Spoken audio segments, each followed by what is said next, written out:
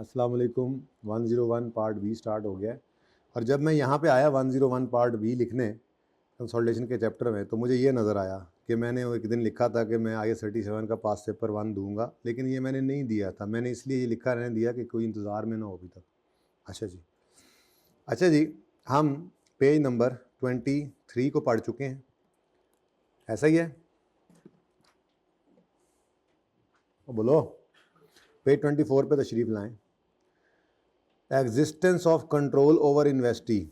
यहाँ पर मैंने आपको थोड़ी सी बात बता ही दी थी कि एग्जिस्टेंस ऑफ कंट्रोल कैसे होती है, कि आपके पास पावर ओवर इन्वेस्टी हो, आपको वेरिएबल रिटर्न की रिसीव होने की उम्मीद हो और आप उसको छेड़ भी सकते हो।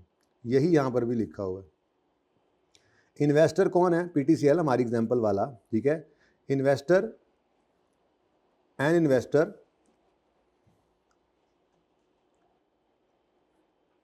An investor shall determine whether it is apparent by assessing whether it controls the investee। तो इन्वेस्टर जो है वो ये डिटरमिन करेगा कि वो पेरेंट है या नहीं है, और ये डिटरमिन करने के लिए वो क्या देखेगा कि मेरा कंट्रोल ओवर इन्वेस्टी है या नहीं है, ठीक है जी।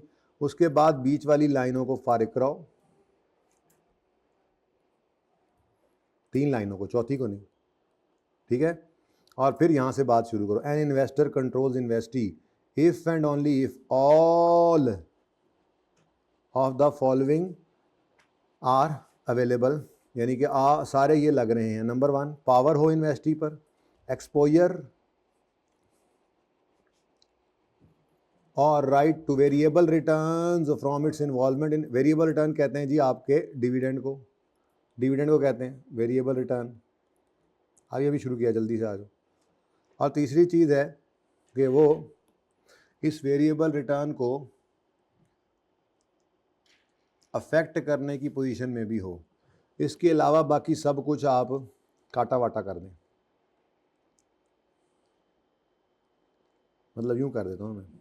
ये 3 लाइनें छोड़ें इसको, बस जो याद रखने वाली बात है वो ऊपर भी लिखी हुई थी डेफिनेशन में, ऐसे ही है। एग्जाम्पल बट ठीक है,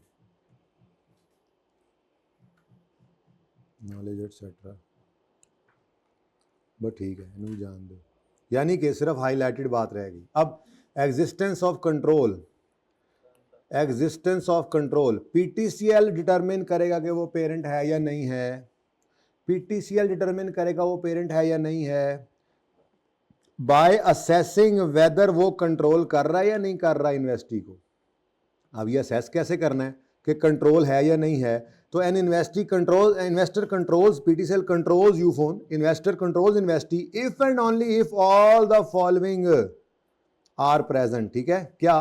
पावर ओवर इन्वेस्टी हो, एक्सपोजर और right to variable return from involvement in investee हो, और ability to use its power over investee to affect the amount of this return भी हो। तो ये जब सब कुछ हो तो आप कह सकते हैं कि इसका कंट्रोल है इन्वेस्टी पे, इन्वेस्टर का, और इन्वेस्टी जो है वो उसका पेरेंट, ठीक है। बाकी सारी बातें ज़बानी कलामी आपको बता दी। डन हो गया जी, पेज 24 पे हैं हम। अच्छा जी, उसके बाद अगली बारी आती है जी, इसको छोड़ो, ऊपर वाली लाइन पढ़ाता हूँ। सर्कमस्टांसेस जहां पे कंट्रोल एग्जिस्ट कर सकता है वो कौन कौन से हैं जी? वो कहता है जी,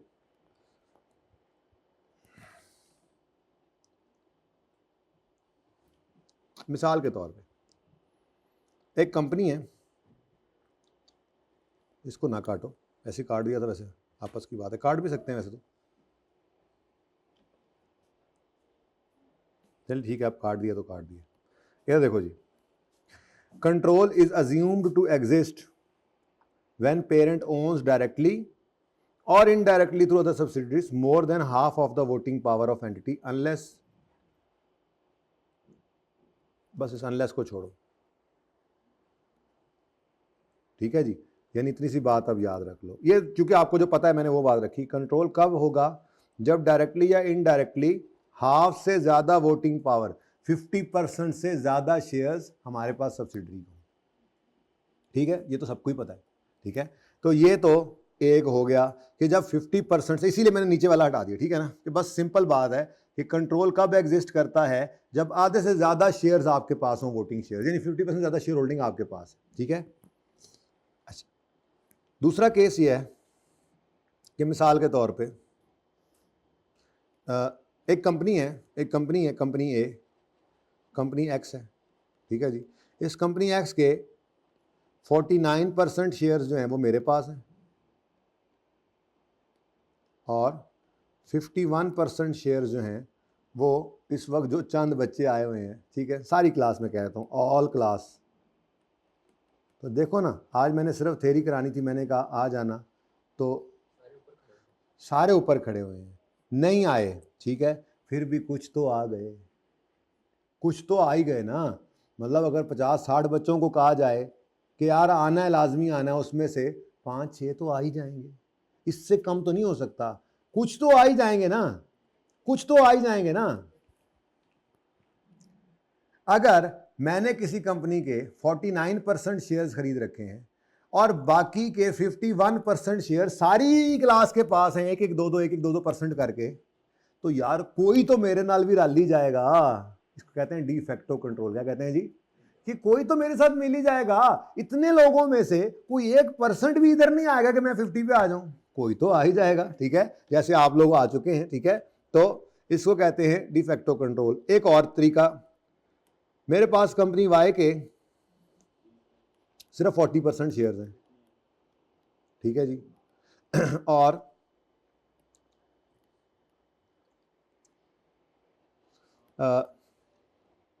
क्या नाम है तुम्हारा अपना मोबाइल वाले? ज़िया के पास जो है वो 20% शेयर्स हैं, 25% शेयर्स ज़िया के पास भी हैं। तो ना तो कंट्रोल ज़िया का है ना मेरा है। अच्छा, और बाकी इस कंपनी के अंदर कितने बच गए हैं? 35% शेयर्स हैं, ये बाकी सारी क्लास के। अब मैं ये नहीं कह सकता यार कोई तो मेरे साथ मिल ही जाएगा, क्योंकि मेरे पास अच्छे खासे कम है शेयर्स, ठीक है। लेकिन मैंने क्या किया, मैंने एक एग्रीमेंट कर लिया ज़िया के साथ। मैंने कहा ज़िया तुम और मैं एग्रीमेंट कर लेते हैं कि तुम और मैं इकट्ठा वोट दिया करेंगे। अब बाय वर्च्यू ऑफ एग्रीमेंट मैं और ज़िया मिलकर कंट्रोल ले आए, तो इसलिए सब्सिडरी। तो क्या बात हो रही है? Existence of control. तो पहली बात, circumstances under which control may exist में सबसे पहली बात तो हमने की वही नॉर्मल, कि जब 50% से ज़्यादा शेयर्स आपके पास हैं। ये तो सिंपल हो गया, 50% ज़्यादा शेयर्स नहीं हैं, लेकिन company might control another company even if it owns shares which give it less than half of the voting rights. Such company is said to have de facto control over the company, ठीक है। बस ठीक है, de facto क्या होता है, आपको क्या इससे? हाँ ठीक है, जान। तो डी फैक्टो कंट्रोल कैसे आएगा जी? ये मैंने आपको जो एग्जांपल दी है, नीचे उसने एग्जांपल दी हुई है, ठीक है। एग्जांपल क्या है कि 45% शेयर होल्डिंग जो है ये ए को कंप्लीट कंट्रोल कब दे देगी? जब इट वुड बी अनलाइकली कि sufficient number of share holders जो हैं वो इसको इकट्ठे होकर रोक लेंगे। यानी इतना थोड़ा सा ये डिफरेंस है कि आपके पास 45% है और बाकी ढेर सारे लोगों के पास जो है वो देखिए 2-3% है। तो यार ये कैसे मुमकिन है कि इतने सारे लोग इकट्ठे होकर सारे 50 से ऊपर उस तरफ चले जाएंगे और आपके साथ कोई भी नहीं आगे खड़ा होगा? यार मुमकिन नहीं है। तो इसको कहते हैं डी फैक्टो कंट्रोल, ठीक है। और तीसरी एग्जांपल मैंने ये दी कि एक कंपनी जो है वो might control another company even if its own shares which give it less than half of the voting rights because it has an agreement with other share holders which allow it to exercise control. ज़्यादा वाला case आ जाए तो भी ये क्या है, ये control exist कर जाता है, ठीक है। तो ये तीन सूरतें हैं जिसमें कंट्रोल एग्जिस्ट करेगा। एक होता है आपको शेयर्स आपके पास हैं कितने से ज़्यादा, 50%। दूसरा आपके पास डी फैक्टो कंट्रोल है, यानी कि आपके पास करीब तरीन कंट्रोल है, लेकिन दो दूसरे लोग हैं उनके पास मेजर शेयर होल्डर नहीं होता नॉर्मली इस केस के अंदर, ठीक है।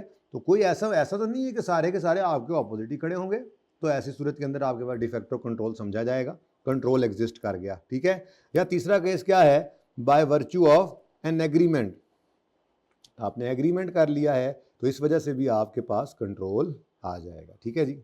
और सही है जी, जी बोलो।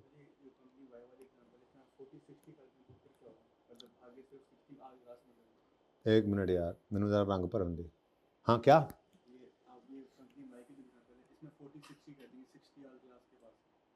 तो बेटा 40-60 तो फिर इधर चला गया ना, फिर तो ये है ही नहीं। तो फिर हम कैसे कह सकते हैं कि 10% तो मुखालिफ, मतलब 7-8% हमारे साथ मिल जाएंगे। ज़रूरी तो नहीं है कि 2-3% का तो ये होता है ना कि ये मिल ही जाएंगे। बहरहाल ये सिर्फ थ्योरेटिकल कॉन्सेप्ट है। डी फैक्टो का लफ्ज़ लिखा हो तो फिर सम और करीब तरीन रखेगा उसके अंदर। बाकी नंबर ऑफ शेयर होल्डर्स जो हैं वो थोड़े थोड़े शेयर होल्डिंग के मालिक होंगे। मतलब अगर बाकी मिसाल के तौर पे हमारे पास 40 है और बाकी एक पार्टी के पास जो है वो 60 है, तो फिर हम कैसे कह सकते हैं डी फैक्टो कंट्रोल है जी? वो तो एक ही बंदा है, वो उधर है तो उधर है, हमारा कंट्रोल तो नहीं है फिर। ठीक है, चले आगे। ओके नेक्स्ट जी।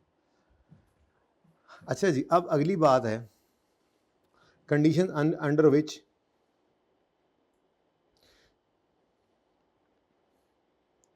देखें जी, कब आपको छुट्टी मिलेगी सब्सिडरी आपकी हो और उसके बावजूद आप उसको कंसोलिडेट ना कर रहे हो। Conditions under which parent is not required to prepare consolidated financial statements. कब नहीं रिक्वायर्ड? देखें इधर उसने क्या कहा हुआ है, all subsidiaries to be included. पढ़ाऊंगा अभी जाके, सारी सब्सिडीज को इंक्लूड करना है। और कंसोलिडेशन से कोई माफी नहीं है। अगर आपने किसी के 50% से ज्यादा शेयर्स खरीद रखे हैं तो आपने एक्विजिशन मेथड लगाना है। अभी जाके पढ़ते हैं इसको भी, पता ही है आपको। ठीक है, लाइन बाय लाइन ऐड करना है, ये जरूरी है। IFRS 3 और 10 लग जाते हैं। अगर आपने किसी के 50% आपका कंट्रोल किसी के ऊपर है, आप इन्वेस्टी को कंट्रोल कर रहे हैं, तो आप इन्वेस्टर जो हैं, आप पेरेंट हैं और आप कंसोलिडेशन लाजमी करेंगे। ठीक है, अब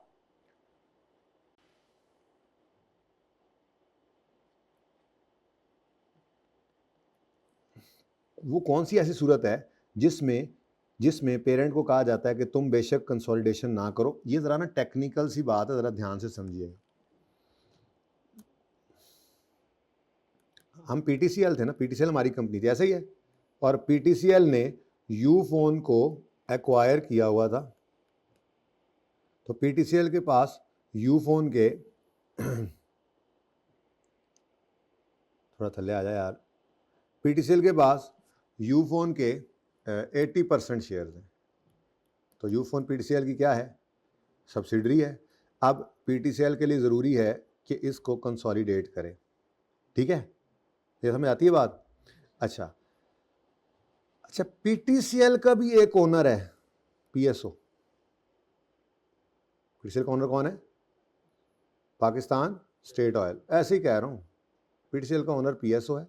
अब ये यूफोन का दादा अबू हो गया ना, बोलो। पेरेंट का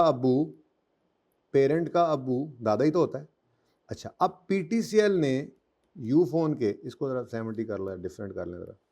PTCL ने यूफोन के, चलो उसको भी कर सकते थे, खैर यूफोन के सॉरी PSO ने PTCL के 80% शेयर्स खरीद रखे हैं। इसका मतलब PTCL जो है वो यूफोन की, और बाकी के 80% शेयर्स जो हैं वो साइम अयूब ने PTCL के खरीदे हुए हैं। ठीक है जी, साइम अयूब जो है, ये PSO के केस में PTCL की ओनरशिप के हिसाब से देखें तो साइम अयूब क्या होगा? साइम अयूब PSO का क्या होगा? NCIE। क्या ख्याल है? समझ आती है बात की? ठीक है, अच्छा, अब ये कहानी अब फिट हो गई है। अब मैं इसमें शर्तें बताता हूँ। सबसे पहली चीज, पेरेंट का एक और पेरेंट हो। पहली बात क्या है कि जो पेरेंट जिसको आप कह रहे थे रिक्वायर्ड है, हमने ये कहा था ना कि इसने कंसोलिडेशन करनी है। हमने यूं कहा था कि इसके लिए ज़रूरी है, PTCL के लिए ज़रूरी है कि ये कंसोलिडेशन करे, यूफोन को ले। और जाहिर सी बात है उसमें फिर यूफोन का 70% इसके पास, तो 30 किसी और के पास होगा। ये तो इमरान खान के पास है ना। ठीक है, अच्छा, अब पहली शर्त, PTCL का अपना भी कोई ओनर है, यानी पेरेंट का कोई पेरेंट है, नंबर 1। नंबर 2, और पेरेंट का जो पेरेंट है उसने अपने NCI से पूछा है, साइम अयूब, अगर PTCL अलग से कंसोलिडेटेड फाइनेंशियल स्टेटमेंट ना बनाए, ठीक है, बल्कि जब हमने ही बनानी है फाइनेंशियल स्टेटमेंट्स तो हम इन दोनों को ही एज अ ग्रुप ले लें, तो आपको इस पे एतराज तो नहीं है? साइम अयूब ने कहा नहीं, मुझे कोई एतराज नहीं।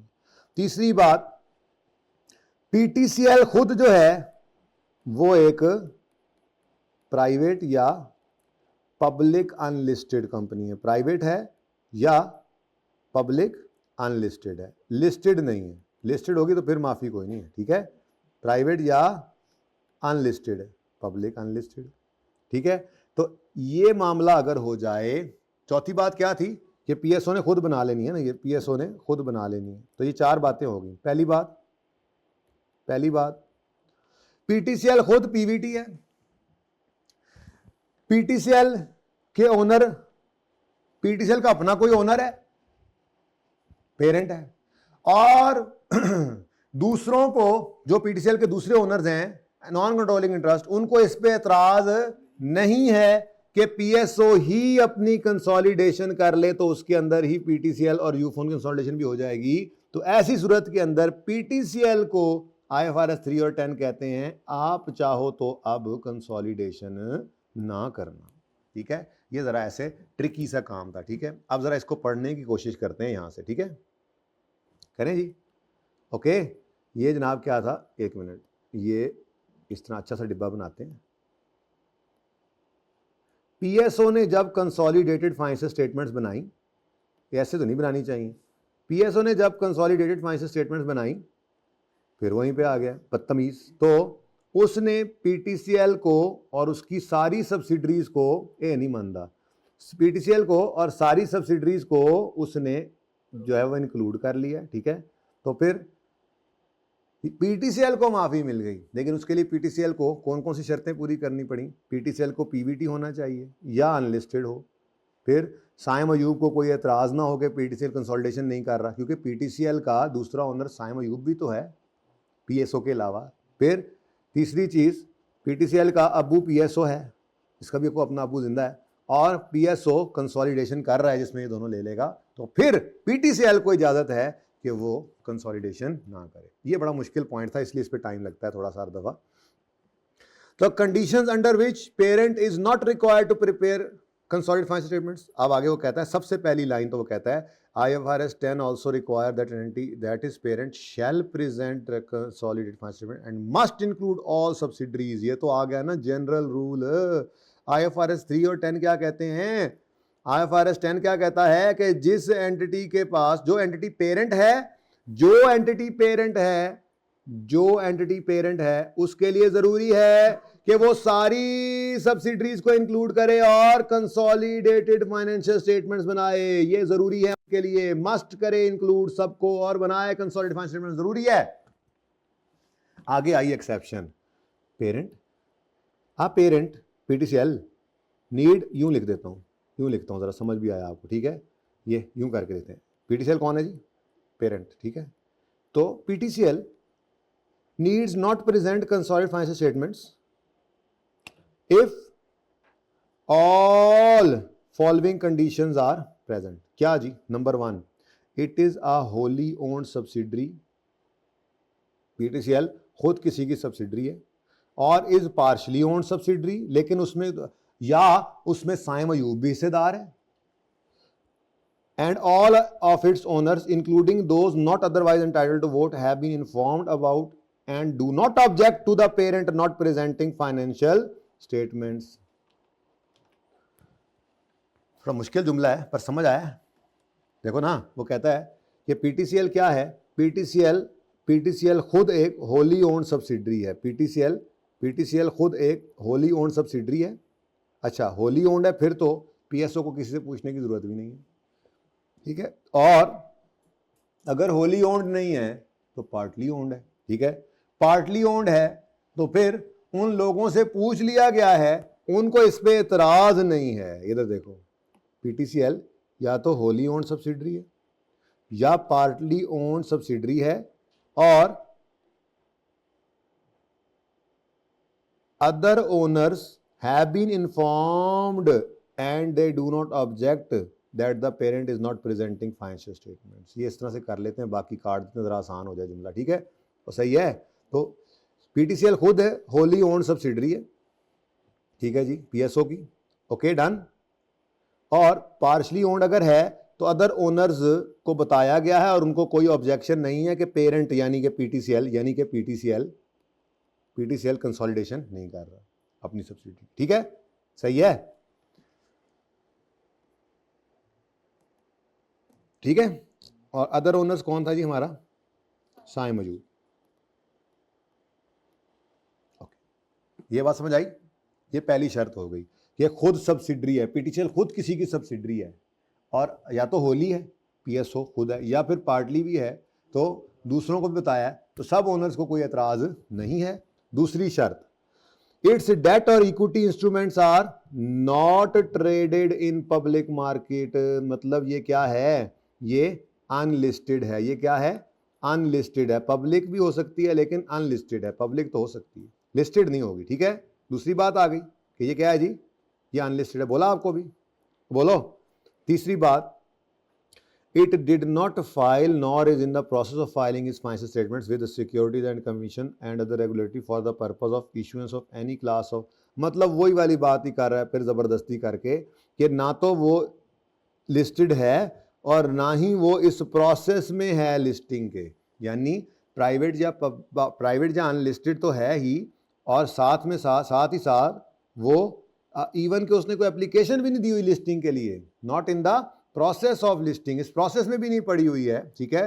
तो डू नॉट फाइल, या फाइल कर दिया है या प्रोसेस ऑफ फाइलिंग है, ना ना ना ना ना, इस प्रोसेस में भी नहीं आया कि उनकी जो है वो पब्लिक मार्केट के अंदर जो है वो issuance of any class of instrument, चाहे डेट हो चाहे इक्विटी हो, वो पब्लिक यानी कि लिस्टिंग के प्रोसेस में जा रहे हैं, ऐसा भी नहीं है। Did not file nor in process of listing, ठीक है, लिस्टेड नहीं है और लिस्टिंग करवाने का इरादा भी नहीं रखते हैं, ठीक है। और आखिरी बात, द अल्टीमेट, और द अल्टीमेट लिखो, the ultimate PSO, the ultimate parent, the ultimate, its ultimate parent produces financial statements that are available for public use and comply with IFRS, in which subsidiaries are consolidated and are measured through चलो अभी where subsidiaries are consolidated, अगली बात अभी आपको पढ़ाई नहीं, तो बस इतनी सी बात थी, पॉइंट्स ऐसे ही याद रखने हैं। तो ये बड़ा ही मुश्किल, यही सबसे मुश्किल है सेरी के अंदर पॉइंट, ठीक है।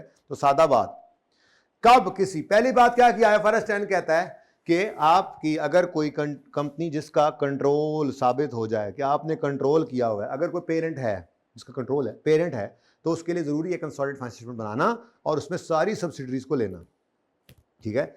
लेकिन पेरेंट को कंसोलिडेशन की माफ़ी कब है, जब पेरेंट खुद किसी की सब्सिडरी हो, होली ओन्ड या पार्टली ओन्ड हो, तो दूसरों को इसराज ना हो कि ये नहीं कर रहा कंसोलिडेशन। दूसरी बात, ये पीवीटी हो या मतलब अनलिस्टेड हो, प्रोसेस ऑफ लिस्टिंग में भी ना हो, लिस्टेड भी ना हो और लिस्टिंग का इरादा भी ना रखती हो। तीसरी बात, वे दो अलग अलग होंगे, ठीक है। तीसरी बात, इसका जो अल्टीमेट ओनर है वो इस चीज़ के ऊपर वो इस फाइनेंशियल स्टेटमेंट्स को प्रिपेयर करेगा जिसके अंदर उसकी सारी सब्सिडीज आ जाएंगी, यानी ये भी आ जाएगी, ये भी आ जाएगी और ये पब्लिक को अवेलेबल होगी। तो ऐसी सूरत के अंदर पीटीसीएल को माफ़ी है कि वो कंसोलिडेशन ना करे, ठीक है जी। यहाँ तक को मसला। अगली बात,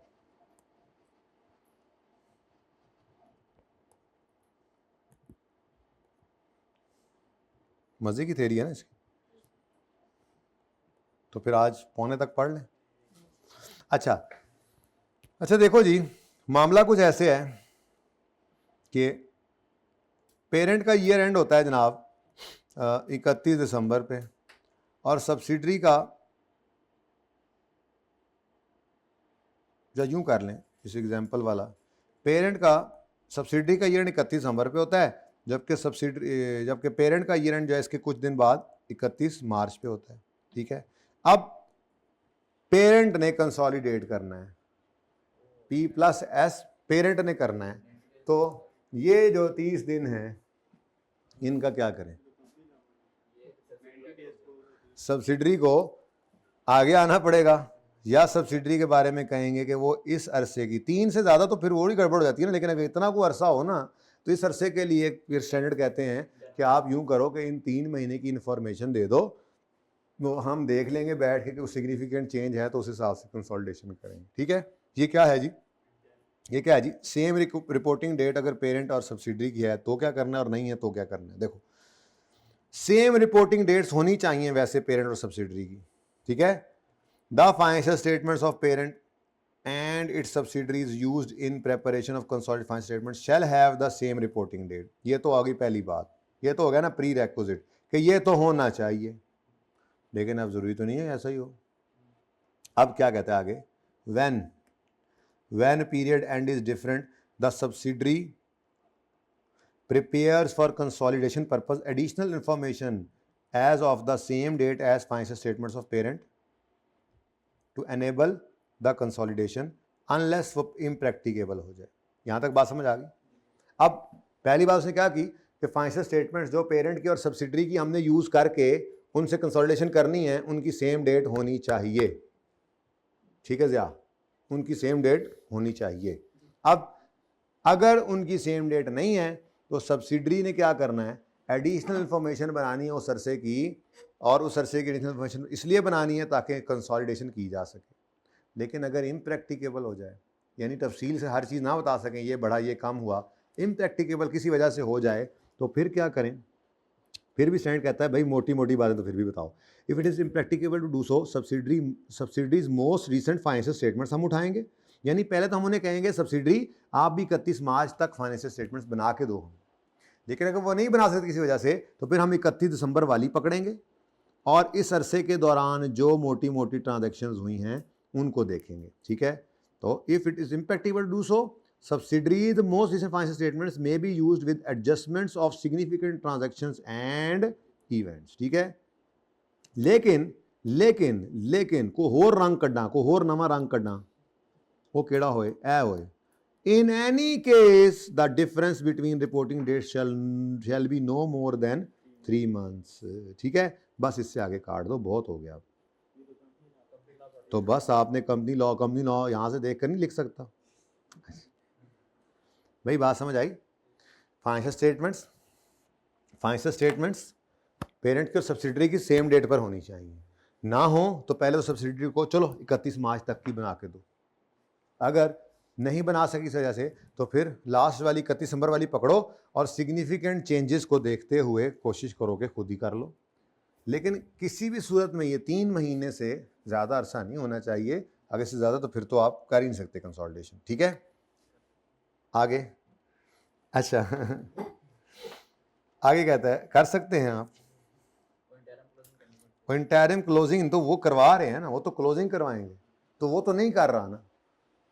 पहले तो सबको यही कहा कि पहले करो ये काम कर लो, नहीं करेगा तो फिर सिग्निफिकेंट इंफॉर्मेशन देखकर गुजारा करेंगे, वो भी नहीं हो रहा तो फिर क्या करें, फिर कुछ नहीं कर सकते ना। तो मैं तो वो बात की all subsidiaries to be included. वो कहता है भाईजान ये कोई बात नहीं है कि आपको जी सब्सिडरी है तो सब सब्सिडरी रहने दें, लोकल है तो फॉरेन रहने दें, फॉरेन है तो लोकल रहने दें, ये इस सेम बिजनेस वाली है तो ये डिफरेंट बिजनेस वाली है, तो ये जो है वो बस कोई ऐसी एक्सेप्शन आप नहीं ला सकते कि आपको कि फलां सब्सिडरी को मैं ना करूंगा कंसोलिडेट, ऐसा कुछ नहीं है। Consolidated financial statements must include all the subsidiaries of parent, there is no ground for excluding any subsidiary from consolidation. ठीक है, कोई बहाना नहीं चलेगा, कोई बहाना नहीं चलेगा। और आखिरी बात, पीटीसीएल की फाइनेंशियल स्टेटमेंट्स हैं सेपरेट, ठीक है जी, और यूफोन की फाइनेंशियल स्टेटमेंट सेपरेट, ये सेपरेट ही आती हैं, आपको पता है क्या ख्याल है। पीटीसीएल पहले दिन बताया था, पीटीसीएल अपनी सेपरेट फाइनेंशियल स्टेटमेंट्स बनाता है, यूफोन का अकाउंटेंट यूफोन की सेपरेट फाइनेंशियल स्टेटमेंट्स बनाता है। ठीक है,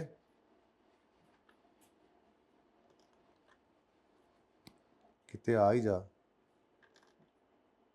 इनू की होया, गुस्सा कर गया। अच्छा, अब मामला कुछ ऐसे है जी, इन्होंने अपनी अपनी सेपरेट फाइनेंशियल स्टेटमेंट बनाई। आइए सेट में आप ये पढ़ के आए, FAR 1 में, मैंने कहा याद करा दूं। अच्छा, अब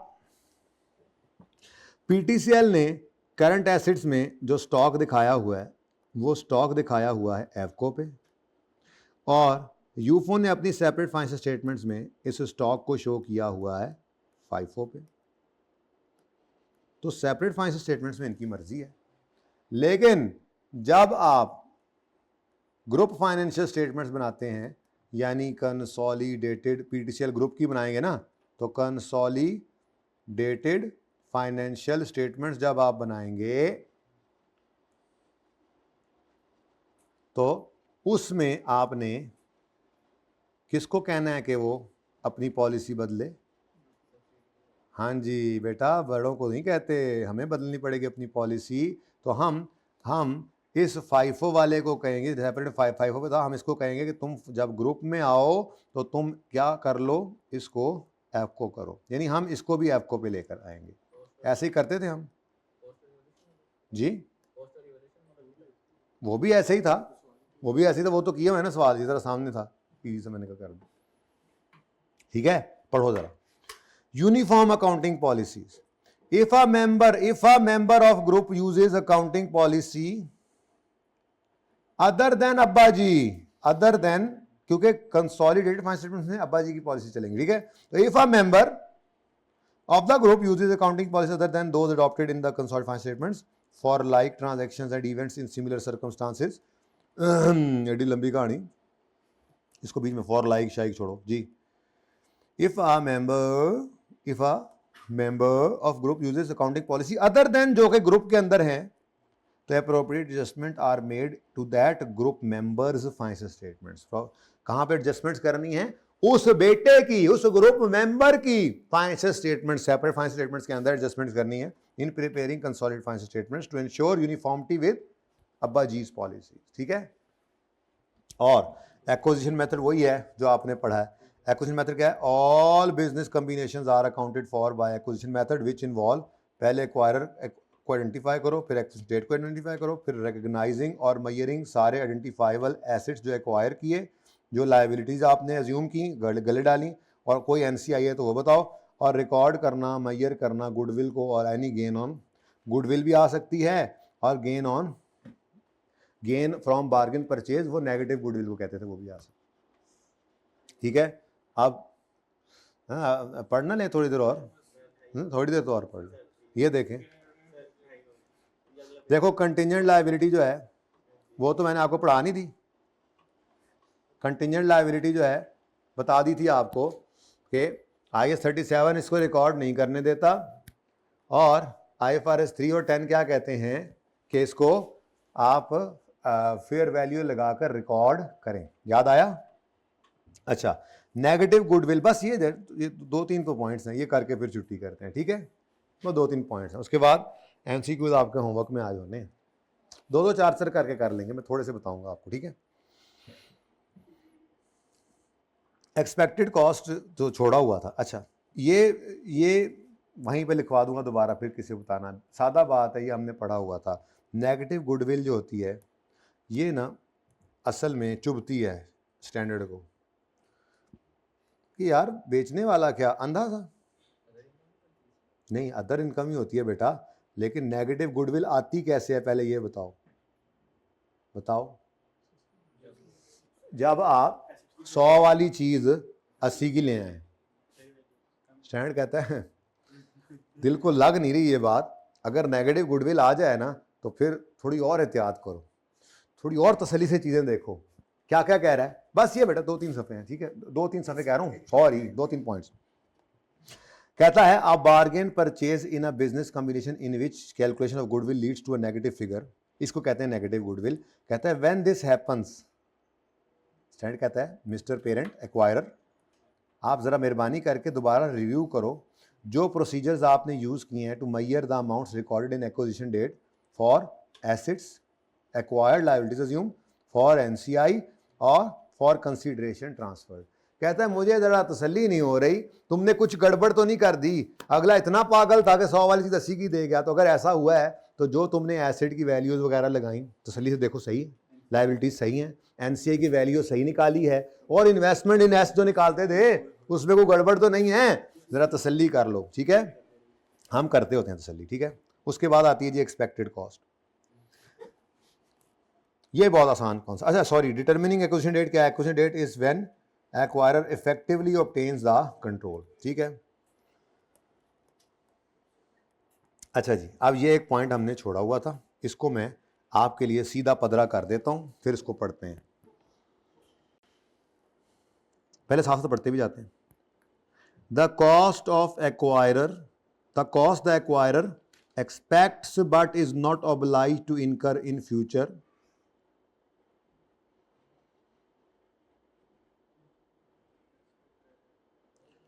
to exit an activity of an acquiree or to terminate the employment of और रीलोक, इतनी लंबी कहानी, हाँ कोई बात नहीं, अभी इसको और छोटा कर दूंगा मैं, अभी देख लेते हैं। बेसिकली वो कह रहा है सब्सिडरी ने सोचा हुआ था मैं रिस्ट्रक्चरिंग करूंगी सब्सिडरी ने सोचा हुआ था, ये सवाल ऐसे ही था ना, रिस्ट्रक्चरिंग वाला छोड़ के आए थे 4 का 3, उसमें रिस्ट्रक्चरिंग तो थी।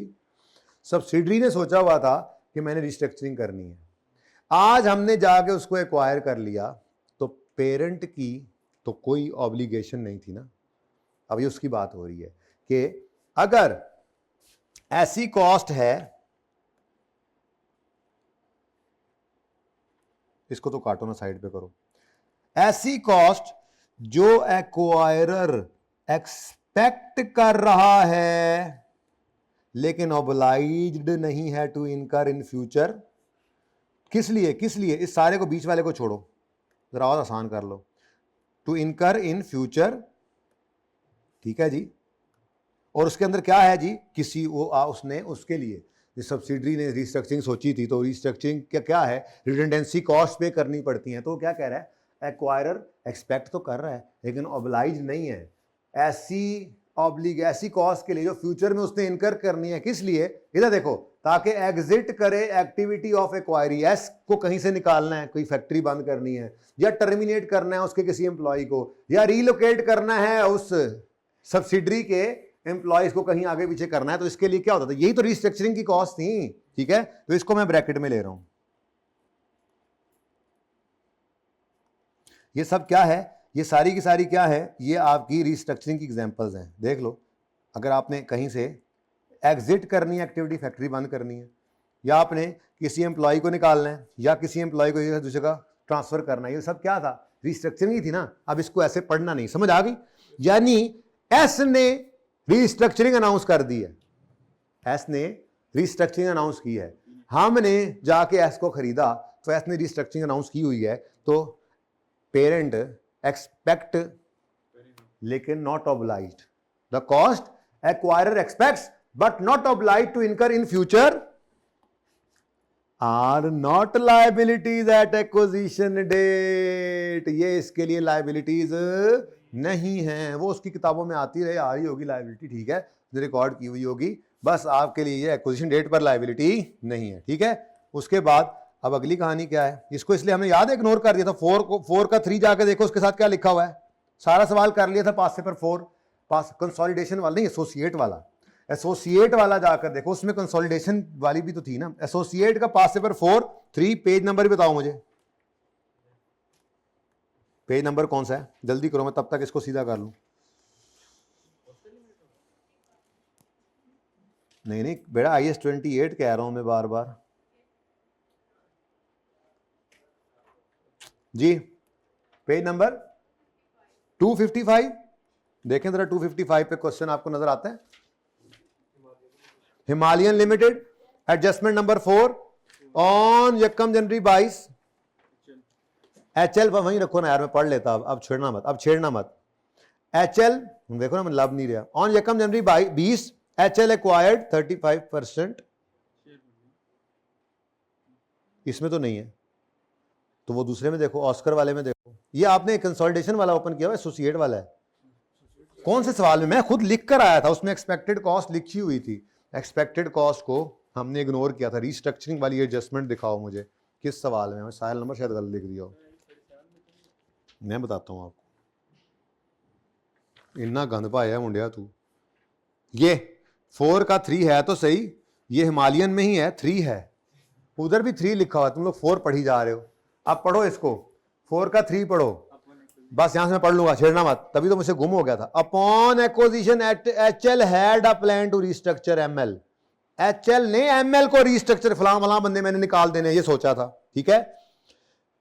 ML at a cost of 80 million up to 31 December 20 ML had incurred and recorded cost of 70 million to restructure HL's plan। भाई देखो एक्विजिशन डेट पर फ्यूचर में एक्सपेक्ट तो कर रहे हैं लेकिन ऑब्लाइज्ड तो नहीं है ना, तो ये आपकी कंसोलिडेशन के लिए एक्विजिशन के दिन लायबिलिटी नहीं होगी, ये कह रहा था, ठीक है। अब अगली डेट को लाइन काट दें और फिर यहां से लिखें, मतलब यहां से देखें, this is because a plan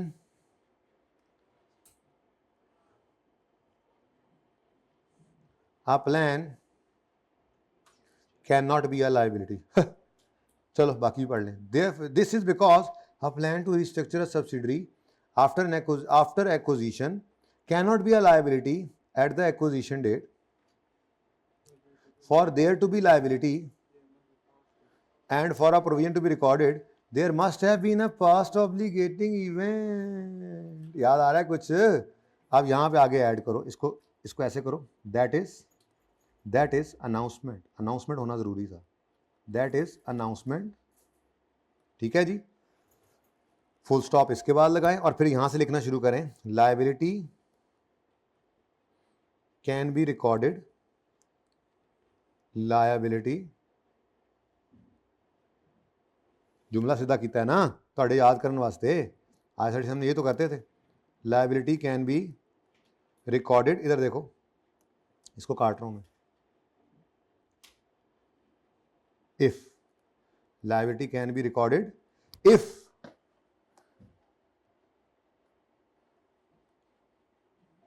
subsidiary was already committed to restructuring before the acquisition, ठीक है जी। आप समझ आई बात की? तो ये जुमला, तो याद रखने वाली बात सिर्फ इतनी सी है, अगर एक्वायरर एक्सपेक्ट कर रहा है लेकिन ऑब्लाइज नहीं है फ्यूचर में कोई ऐसी कॉस्ट इनकर करनी है तो वो लायबिलिटी नहीं है एक्विजिशन डेट पर, क्योंकि लायबिलिटी तब बने जब अनाउंसमेंट हो। सिर्फ प्लान टू रिस्ट्रक्चर से लायबिलिटी नहीं बन सकती, तो लायबिलिटी तब रिकॉर्ड करते अगर बी ने अनाउंस कर रखा होता कि हमने रिस्ट्रक्चरिंग करनी है, तो उसकी किताबों में जो लायबिलिटी होती है उसकी प्रेजेंट वैल्यू हम निकालते, ठीक है। अब जुमला यहां से याद रख लो, cost acquiring expect but is not obliged to incur in future are not liabilities at acquisition date। This is because a plan to restructure a liability after acquisition cannot be a liability at acquisition date। For these to be liability and for provision to be recorded, there must have been a past obligating event, that is announcement, full stop। Liability can be recorded if subsidiary was already committed to the, ठीक है। तो बंद करना शुरू कर दिया तुमने, मुझे पता है। होमवर्क के अंदर ना कुछ MCQs कराना थोड़े से, जितने हो सके। MCQ 22 IS 28 वाले करने, ये MCQs किसके हैं जी? IS 28 के, कंसोलिडेशन से नहीं करने, ठीक है। MCQ 22 कौन से वाला? लास्ट टाइम वाले नहीं मुझे मिला, मैं ढूंढूंगा तो फिर देर ही लगेगी। 21 2 कर लें,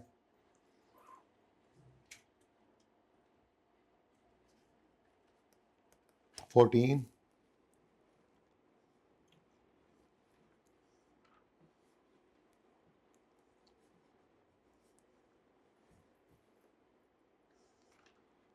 5 6 7 बिल्कुल छोटे छोटे हैं, 8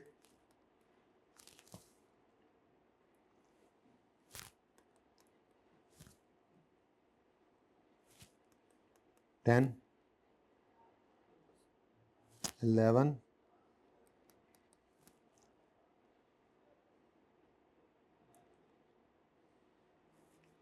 ठीक, चलो ठीक है, कर लोगे ये? चलो अल्लाह हाफिज। ये भाई कौन है? ये 11 था। अल्लाह हाफिज।